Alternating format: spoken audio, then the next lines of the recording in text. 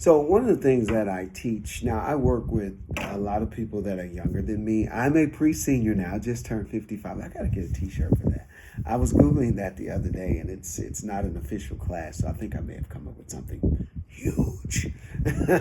So one of the things that and I've been saying this, this actually started with my son who just turned 34 a couple weeks ago.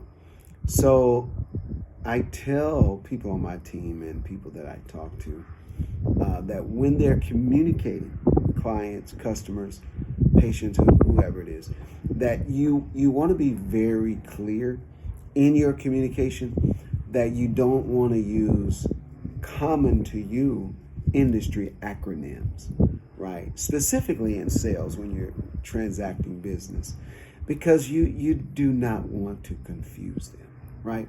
So let me take you back 20 years ago when my son was around, I think he was around 14, 15 years old. He was in high school, I know, I think about the 10th grade, I believe.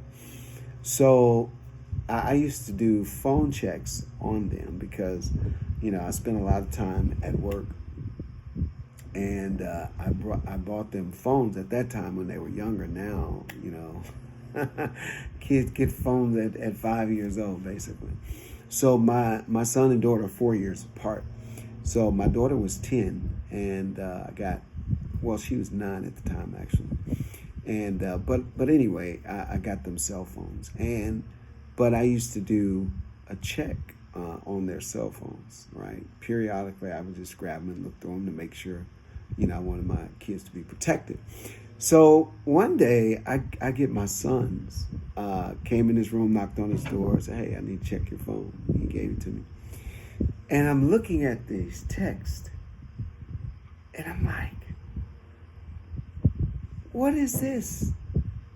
And he looked at it, he said, "What do you mean?" I said, "What are you saying in this?" He was like, "Oh, that's just abbreviations." I said, wait. You mean you're communicating like this? He goes, "Yeah." I said, "You can't do that." He said, "What do you mean?" I said, "No, if you're communicating like this, that means you're going to talk like this. You're going to write like this." No, I'm not. And I said, "Okay, I'll tell you what." So I came up with something for him to do. So what I would have him do once a month, whatever topic that he wanted to talk about, he had to write a 3-page report, and he had to present it to me, and he had to dress up, suit and tie, and he also had to use the rules of public speaking, and I told him what those were. And so he hated it, of course. Now, he went on to get an A in public speaking, but I had nothing to do with it. Imagine that. Imagine that, right? The nerve of teenagers. So, watch this. So, I shared that with him 20 years ago. And now I'm sharing it with team members now and people that I interact with, right? Because a lot of them are younger than I am. Is that whenever, and when you're listening to calls of people for coaching purposes, you're listening with how they're communicating. And you can't just say, well, that's the SOP and, blah, blah, blah, and this is the TSS and then. No, you don't want to do that when you're communicating. Clear, concise communication.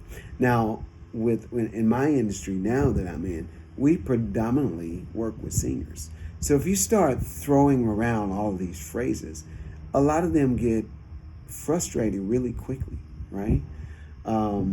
For a number of reasons. Could be what they're dealing with, could be the frustration of having to go through the process that they're going through and buy this equipment or rent this equipment or whatever the case may be.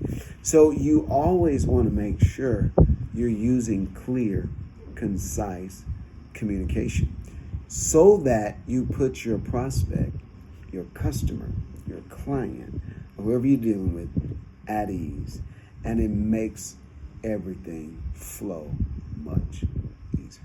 But I always like to point that out because, again, I noticed that 20 years ago, and now we're seeing it on a day-to-day basis, especially in emails where you're emailing a a person and you're just throwing out these industry acronyms that they're not even familiar with. They've got to ask you, well, what is a so-and-so? I mean, it confuses me. Sometimes, like, what is that? Well, that's your own. Well, that's an abbreviation that you came up with. It's not even a standard industry abbreviation, right? So please don't do that, guys. Don't confuse the customer. All right. This has been another tip brought to you by Coach DC. All right. We'll talk to you soon.